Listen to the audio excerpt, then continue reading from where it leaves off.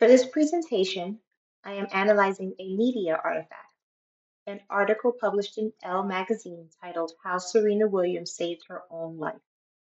The article details the medical complications that occurred after Serena Williams gave birth to her daughter in 2017.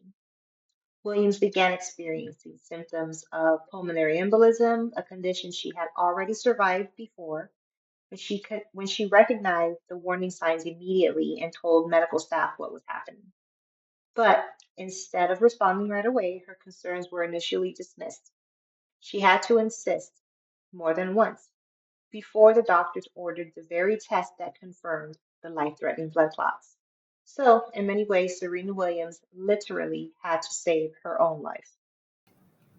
What happened to Serena Williams is not just a personal story.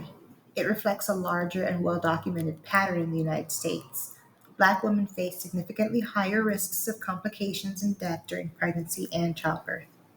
These disparities exist across income levels and education levels, which means this is not simply a matter of access or personal health choices. It points to structural problems within healthcare systems, including racial bias and the long history of Black women's pain and medical concerns being minimized or ignored.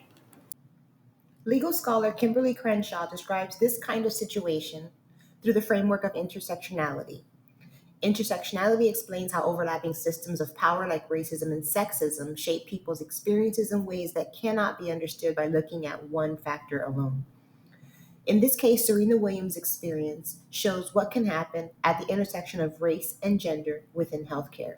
And honestly, it's exhausting to think about. Serena Williams is a decorated athlete, a global celebrity, and someone with extraordinary wealth and influence. If she has to fight hard to be heard where when her life is in danger, what does that mean for women who don't have those resources?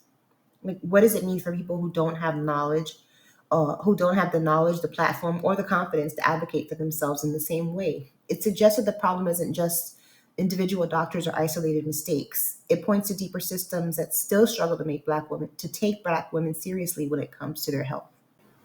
Analyzing this article through an intersectional lens shows why stories like this matter. They reveal how race, gender, and power interact in ways that shape real health outcomes.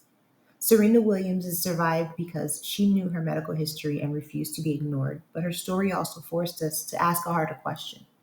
If someone with her status has to fight that hard just to receive adequate care, what does that mean for the many women whose voices are easier for the system to overlook?